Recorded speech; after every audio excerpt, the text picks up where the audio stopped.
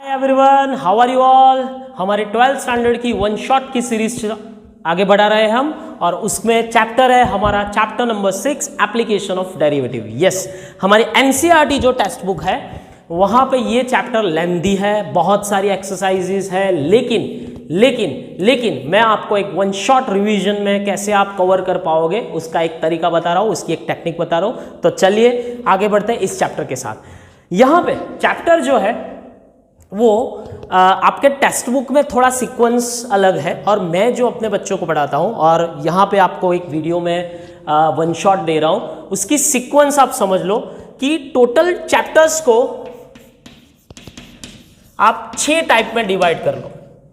Yes, हाँ, क्योंकि ये चैप्टर जो है वो सब्जेक्टिव के लिए तो इम्पॉर्टेंट है, उससे ज़्यादा MCQs के लिए, VSQs के लिए, शॉर्ट क्वेश्चंस के लिए बहुत इंपॉर्टेंट है। सो फर्स्ट टॉपिक, हाँ, मैं टेक्स्ट बुक की सीक्वेंस फॉलो नहीं कर रहा हूँ, that is my big concern about this. So first topic जो मैं लेता हूँ यहाँ पे वो है एरर एंड अप्रोक्सीमेशन। एकदम चिंटू सा टॉपिक है, एकदम इजी वाला टॉपिक। फिर मैं लेता हूँ tangents and normal.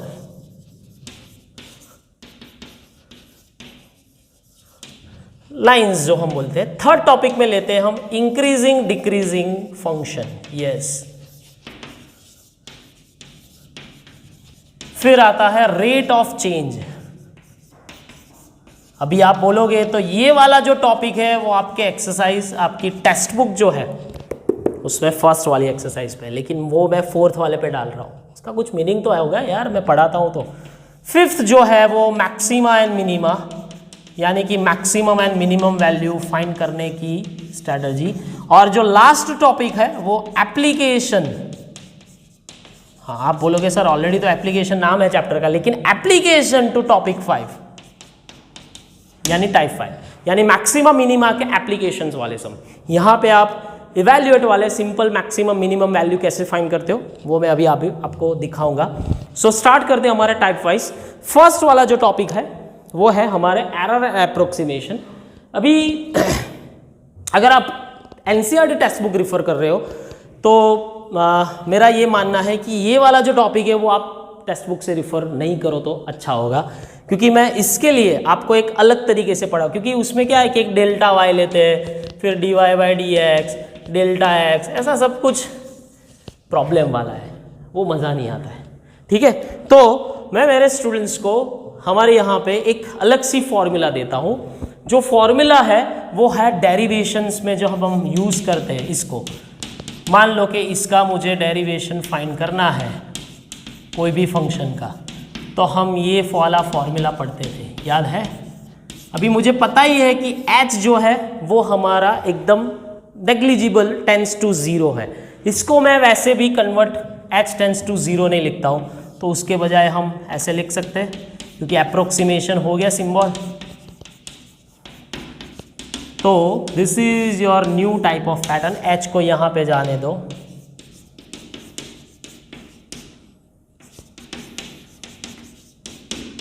So finally you get the formula f of x plus h, f of x plus h, f dash x। yes, तो अभी सारे के सारे सम्स आपके इसके बेस पे हो जाएंगे। This is your error approximation वाला फर्स्ट वाला टॉपिक। अभी इसमें 3 टाइप्स के एरर के सम आते हैं। फर्स्ट इज एब्सोल्यूट एरर्स के बारे में आपको सम्स आएंगे, यानी कि सिंपल कोई एक आपको एरर दिया होगा, लेंथ और विड्थ का एरर है 0.01 सेंटीमीटर, 0.02 सेंटीमीटर। मैं अभी एग्जांपल से लूंगा, सिर्फ आपको दिखा रहा हूँ कि कैसे सम्स आते हैं। तो फाइनल एरिया का हमें एरर फाइंड करना है, तो वो एब्सोल्यूट एरर्स के साथ जाते हैं। फिर रिलेटिव एरर एंड लास्ट वाला है परसेंटेज एरर। वैसे तो रिलेटिव एरर के सम्स नहीं आते, क्योंकि परसेंटेज एरर में उसका कॉम्बिनेशन हो जाता है। आप फिजिक्स या ऐसे वाले सब्जेक्ट्स में पढ़ते हुए, this is your dx dy and this is your dx by x into 100, dy by y into 100।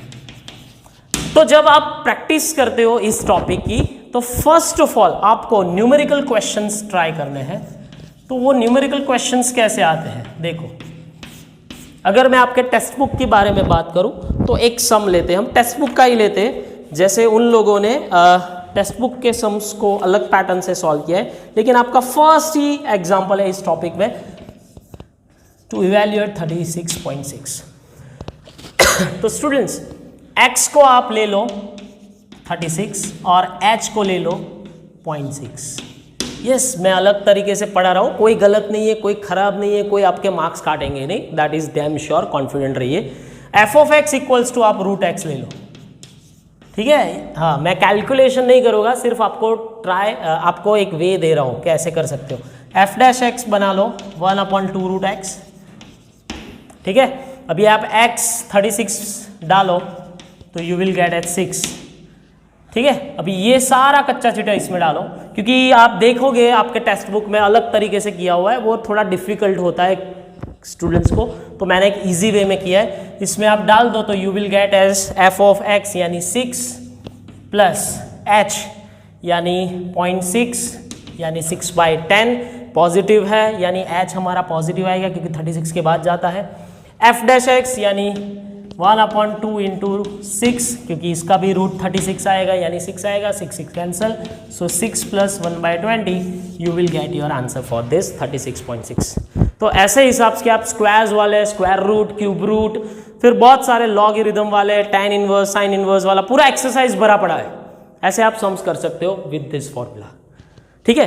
Second portion में आप परसेंटेज एरर और एब्सोल्यूट एरर्स के सम कर सकते हो, उसके लिए एक मैं छोटा सा एग्जांपल देता हूं, चलिए आगे बढ़ते हैं। अभी न्यूमेरिकल्स के सम पढ़े, वो अप्रोक्सीमेट आंसर्स लाने के लिए थे। अभी स्पेसिफिक एरर्स के एग्जांपल कैसे पूछते हैं। मान लो कि कोई एक सर्कल है, उसका एरिया होता है पाई आर स्क्वायर और आपको रेडियस दी गई हुई है मान लो कि 5 centimetre and error is 0.01 centimetre, ठीक है। So find the error in your area. तो यहाँ पे सिर्फ एब्सोल्यूट एरर ही पूछा गया है। मैं एक ही एग्जांपल को दोनों तरीके से आपको फाइंड करके दिखाऊंगा। यहाँ पे सिर्फ एब्सोल्यूट एरर ही फाइंड करना है, यानी कि ए को आप डिफरेंशिएट करो, ठीक है। विथ रिस्पेक्ट टू आर भी कर सकते हो, लेकिन अभी मैं डी ए लिख रहा हूं। So pi R square with respect to आप आर करोगे, सो 2 पाई आर, ये डी आर को यहां जाने दो, डी ए इक्वल्स टू, यानी कि यहां पे आपको ज्योमेट्री वाले सम्स इंपॉर्टेंट है। सो डी ए मुझे फाइंड करना है, यानी absolute error of area find करना है।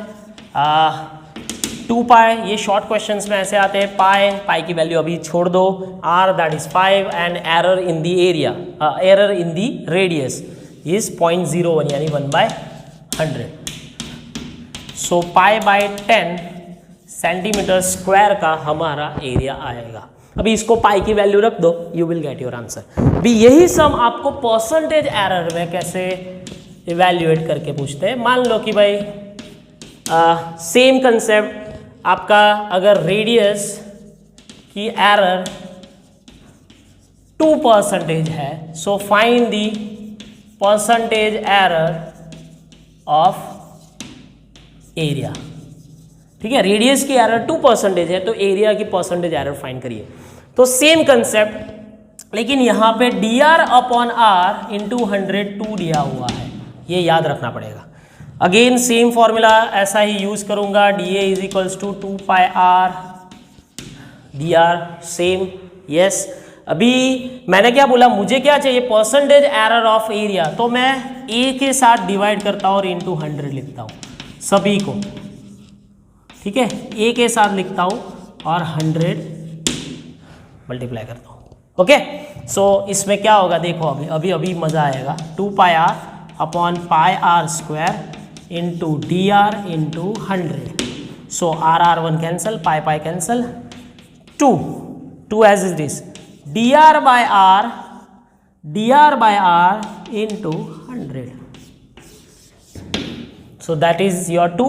So again 2 into 2, that is your 4%. So your answer in area, that is 4% हो गया। तो इस तरह के सम्स, ये एक शॉर्ट वाला कंसेप्ट वाला क्वेश्चन है, इसको आप ऐसे सॉल्व कर सकते हो इजीली, ठीक है। टेक्स्ट बुक के सीक्वेंस के साथ जाओगे तो भी कोई प्रॉब्लम नहीं है, लेकिन मैंने अपने तरह से आपको एक सीक्वेंस दिया है तो उस हिसाब से आप करोगे तो एकदम clear cut without any obstacle you can cover this chapter. चलिए नेक्स्ट टॉपिक में जाते हैं। नंबर 2 वेरी वेरी इजी, इसमें तो कुछ मुझे इतना नहीं समझाना पड़ेगा। Tangents and normal. बेसिकली यहाँ पे आपको कोई एक कर्व देंगे यानी फंक्शन देंगे और find the equation of tangent and normal at some specific point x1 and y1। तो इसको हमें dy बाई डी एक्स करना है। Yes, dy by D x is the slope of tangent. तो अब हम कोऑर्डिनेट ज्योमेट्री पढ़े थे, उस हिसाब से टेंजेंट का इक्वेशन ऐसे बनाएंगे y माइनस y1 स्लोप यानी mx माइनस x1। ठीक है, वैसे ही नॉर्मल का equation, what is the normal? तो आप बोलोगे टेंजेंट का परपेंडिकुलर, लेकिन कोई एक कर्व है, मान लीजिए कि दिस इज योर कर्व, इसका आप टेंजेंट ये स्पेसिफिक पॉइंट x1 y1 के साथ टेंजेंट ड्रॉ कर रहे हो, तो उसका सेम परपेंडिकुलर, सेम, उसको हम बोलते हैं नॉर्मल। तो नॉर्मल यानी परपेंडिकुलर टू टेंजेंट, तो उसका जो स्लोप होगा वो क्या होगा? Inverse negative, yes, minus D x by. तो इस तरह के एग्जांपल्स आपको, सिंपल एग्जांपल्स है, कोई एक कर्व देंगे, फिर पॉइंट देंगे और मान लो कि टेंजेंट नॉर्मल इक्वेशन फाइंड करना है। ये एक छोटा सा कंसेप्ट हो गया। इसमें साथ साथ वो लोग ऐसे भी पूछते हैं कि कर्व्स इंटरसेक्ट ऑर्थोगोनली, ऐसा एक कंसेप्ट आता है। हाँ, मैं वैरायटी ऑफ क्वेश्चंस के बारे में भी आपको इन्फॉर्म करूंगा। इंटरसेक्ट ऑर्थोगोनली, उसका मीनिंग क्या होता है? कभी दो कर्व इंटरसेक्ट ऐसे ऑर्थोगोनल नहीं करते, ऑर्थोगोनल यानी परपेंडिकुलर, लेकिन उन दोनों के tangents at some point P वो ऑलवेज परपेंडिकुलर होते हैं। सो आपको अगर इंटरसेक्ट एट ऑर्थोगोनली पूछे तो यानी दोनों के टेंजेंट्स के स्लोप्स फाइंड कर लो, एक का dy बाई डी एक्स, दूसरे का dy बाई डी एक्स, और दोनों के dy बाई डी एक्स को कंपेयर करो, दोनों का dy बाई डी एक्स यानी कि slope m1 m2 m2 is equals to -1 आना चाहिए। So your curves are intersecting orthogonally. हो गया सिंपल। इसके साथ साथ आपके एनसीईआरटी टेक्स्ट बुक में नहीं है, लेकिन इसके साथ साथ कई बार आपको दो कर्व्स के एंगल्स भी पूछते हैं। तो सिंपल, हम जब कोऑर्डिनेट ज्योमेट्री पढ़ते थे तो दोनों कर्व्स के, मान लो कि भाई एक कर्व है f1x, दूसरा कर्व है f2x, दोनों के स्लोप फाइंड कर दो, dy बाई डी एक्स, उसको बोलो m1, इसको बोलो m2, और दोनों के स्पेसिफिक पॉइंट्स भी आप रख लो, कोई पॉइंट दे देंगे, दोनों के पास आपको स्लोप मिल जाएंगे। So you will get as the tan theta, the formula is m1 minus m2 upon 1 plus m1 m2। यानी कि दोनों कर्व्स के एक स्पेसिफिक पॉइंट के पास अगर आपको एंगल फाइंड करना है तो वो टेंजेंट्स के ही एंगल होंगे, यानी कि स्लोप्स के हिसाब से आप फाइंड कर सकोगे। So this is the end of this type 2। चलिए आगे बढ़ते हैं। Very very very very important type, increasing decreasing function.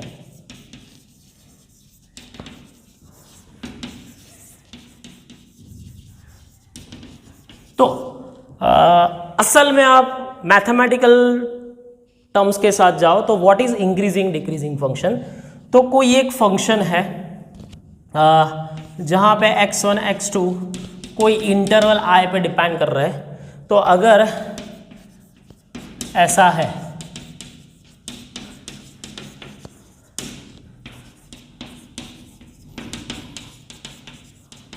ठीक है, इनइक्वालिटी चेंज नहीं हो रही है, so this is your increasing function. Mathematical formula के साथ देखें, और अगर आप इनइक्वालिटी चेंज कर देते हो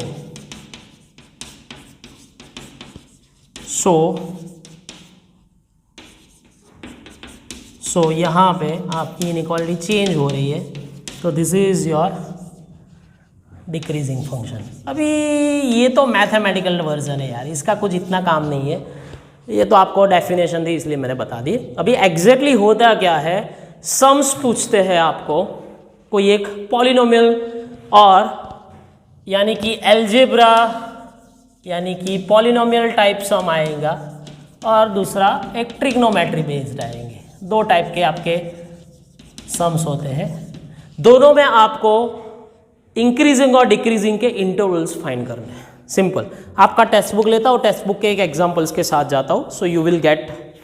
इसमें कुछ भी नहीं, एग्जाम्पल्स आप जैसे जैसे करोगे आपको डेफिनेटली आपको पता चलेगा कि ये सम्स कैसे पूछते हैं, कैसे हम करते हैं।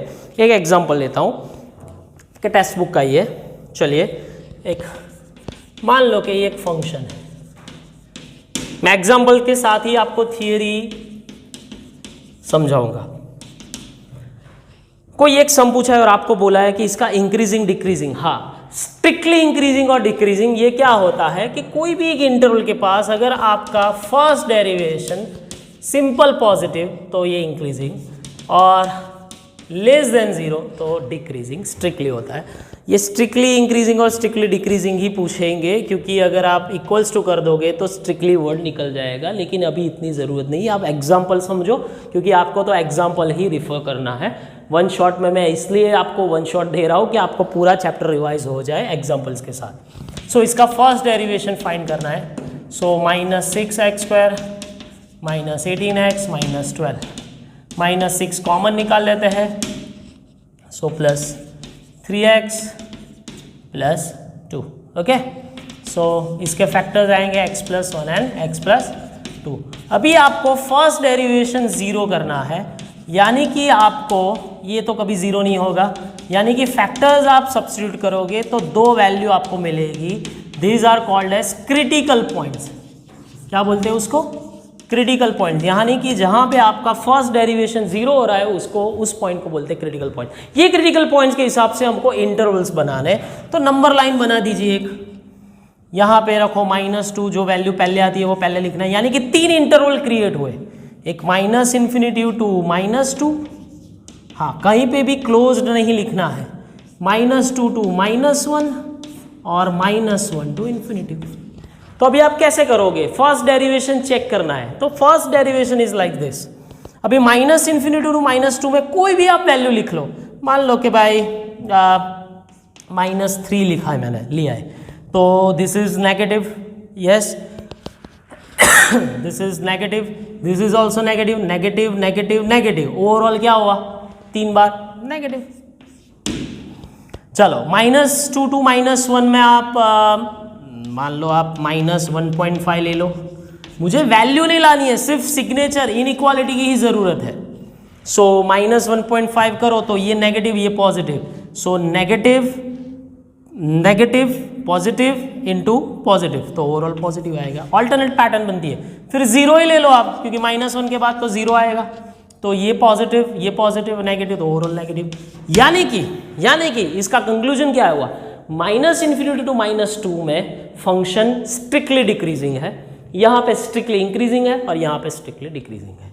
सो ऐसे पॉलिनोमियल टाइप फंक्शंस आपको पूछ सकते हैं। वैसे ट्रिग्नोमेट्री में भी आप कर सकते हो, लेकिन ट्रिग्नोमेट्री में एक दिक्कत होती है, उसका जो रेंज है फंक्शन का वो स्पेसिफिक होना चाहिए, ठीक है, नहीं तो आप कहाँ पे भी भटकोगे, आपको क्रिटिकल पॉइंट्स नहीं मिलेंगे अच्छी तरह से। हाँ क्रिटिकल पॉइंट्स मिल जाएंगे, लेकिन कहाँ तक जाना है, क्योंकि साइन कॉस टेन सभी जो है वो तो पूरा रोटेशन में यूनिट सर्कल में चल रहा है, इसलिए उसको लिए आपको स्पेसिफिक रेंज देनी पड़ेगी। सो ये इंक्रीजिंग डिक्रीजिंग इतना भी डिफिकल्ट नहीं है, लेकिन उसके सम्स के लिए आपको पॉइंट्स फाइंड करके इंटरवल बनाने and you can easily get the answer. चलिए आगे बढ़ते हैं।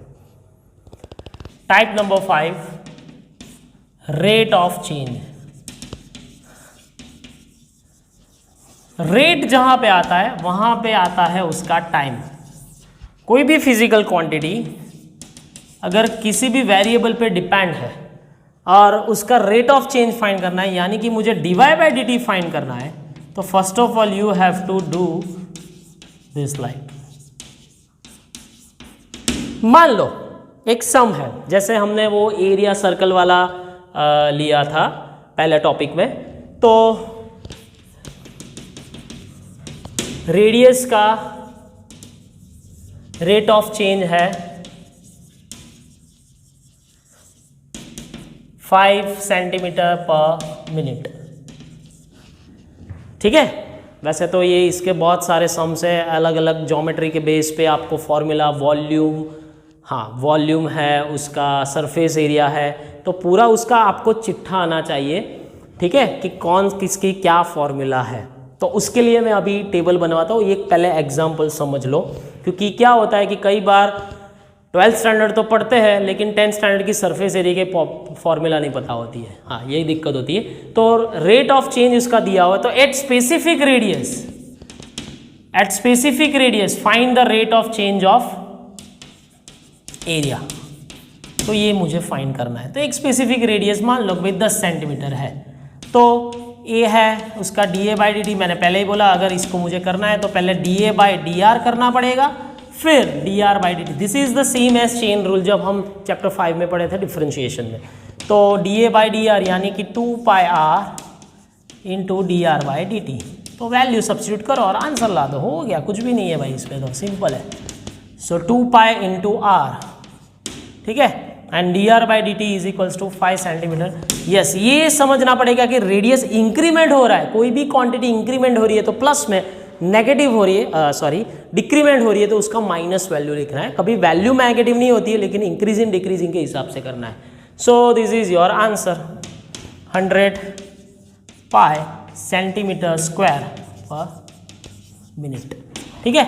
सो फर्स्ट ऑफ ऑल ये rate of change easy topic है, लेकिन इजी तब होगा जब आपको उसकी फॉर्मूला पता होगी, सारी की सारी ज्योमेट्री की। तो एक वन शॉट में मैं ये फॉर्मूला आपको ले लेता हूं। चलिए, first of all 2D objects की फॉर्मूला आनी चाहिए। 2D ऑब्जेक्ट्स में सिर्फ एरिया ही आता है, यानी कि अगर स्क्वायर है तो उसका एरिया होता है L स्क्वायर, अगर रेक्टेंगल है तो उसका एरिया होता है लेंथ इंटू ब्रेथ।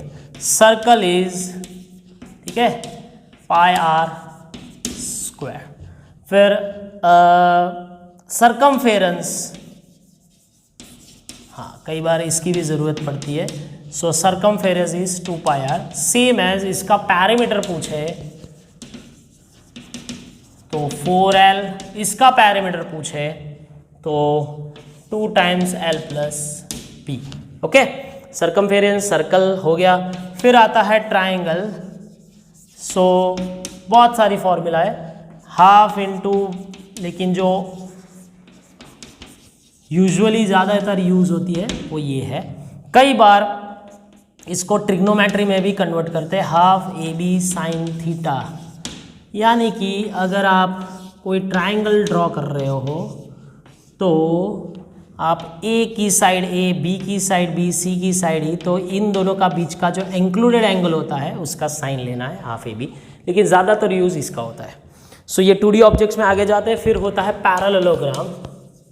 हाँ, वैसे तो आपके सिलेबस में कोई सम्स ऐसा पूछा नहीं है, लेकिन 2D ऑब्जेक्ट्स के एरिया के बारे में बता रहा हूँ तो आपको पूरा फॉर्मूला का सेट मिल जाए। तो ये यहाँ पे तो जैसे ट्राइंगल है, half into base into height, तो 2 ट्राइंगल कर दो, यानी हाफ निकल जाएगा बेस इंटू हाइट। फिर होता है रोम्बस, ठीक है। तो रोम्बस का जो एरिया है दैट इज, हाँ, रोम्बस की एक इंपॉर्टेंट प्रॉपर्टी है कि रोम्बस के डायगोनल्स अनइक्वल होते हैं लेकिन परपेंडिकुलर होते हैं। सो दोनों डायगोनल्स जो है उसके लेंथ का प्रोडक्ट करना है और उसका आधा करना है, that is your rhombus area. और उसके बाद एक होता है trapezium. Yes, so trapezium is like just this. तो ट्रेपेजियम के एरिया हमें करना है हाफ, जो पैरेलल साइड्स है उन दोनों का एडिशन और दोनों में सेम एल्टीट्यूड या लेंथ हाइट होगी, वो प्रोडक्ट मल्टीप्लाई करना। सो ये ट्रेपेजियम का एरिया है। इतनी फॉर्मूला आती हो तो रेट ऑफ चेंज, ठीक है, एरर अप्रोक्सीमेशन, ये जो चैप्टर्स के लिए इंपॉर्टेंट है वो आपका कवर हो जाएगा। अभी 3D ऑब्जेक्ट के बारे में लेते हैं। चलो, अभी मैं यहाँ पे ऑब्जेक्ट लिखूंगा, इसके साथ साथ सरफेस एरिया भी आएगा और इसके साथ साथ वॉल्यूम भी आएगा, ठीक है। सो पूरा का पूरा आपको डिटेल मिल जाए। तो स्टार्ट करते हैं 3D ऑब्जेक्ट में। पहला है क्यूब। अभी क्यूब में सरफेस एरिया होता है उसका 6L स्क्वायर और वॉल्यूम होता है L। Then cuboid, so 2 times LB plus BH plus LH and volume is LBH। अगर ये आपको पता है तो आप डायरेक्टली जाने दो, ठीक है। फिर आता है क्यूब, क्यूबॉइड के बाद हाँ सिलेंडर। तो सिलेंडर में दो टाइप के होता है, एक होता है CSA यानी कि कर्व्ड सरफेस एरिया, और दूसरा होता है TSA यानी कि 2πRH प्लस 2πR यानी कि जो ऊपर नीचे जो अलग अलग सर्कल होते हैं उनका, और यहाँ पे होता है πr²H। फिर होता है कोन, इसको हम राइट सर्कुलर कोन बोलते हैं क्योंकि बेस में सर्कल ही होना चाहिए, ठीक है। तो इसका CSA है दैट इज πRL। L जो है उसको बोलते हैं स्लैंट हाइट, उसकी फॉर्मूला पाइथागोरस थ्योरम के साथ आती है। और जो उसका TSA है वो होता है सिर्फ एक सर्कल का एरिया, और वॉल्यूम इज 1/3 πr²H। फिर है स्फीयर, ठीक है। तो स्फीयर में फुल सरफेस एरिया है 4πr² और उसका वॉल्यूम है 4/3 πr³। फिर है हेमिस्फीयर। सो हेमिस्फीयर इज जो CSA है that is half of the circle sphere, और जो TSA है उसमें एक और बढ़ जाएगा दैट इज 3πr², और उसका वॉल्यूम तो आधा ही रहेगा भाई। अभी इसके बाद दूसरा कोई 3D ऑब्जेक्ट की ज़रूरत नहीं है, सारे के सारे आ गए, ठीक है। सो ये चैप्टर के लिए जो इनफ फॉर्मूला कंसेप्ट है वो मैंने ले लिए। अभी इसके बाद जो है मैक्सिमा मिनिमा वाला वो मैं इस वीडियो में कवर नहीं करूँगा, उसके लिए आपको अगले वीडियो के लिए वेट करना पड़ेगा। तब तक के लिए बाय बाय।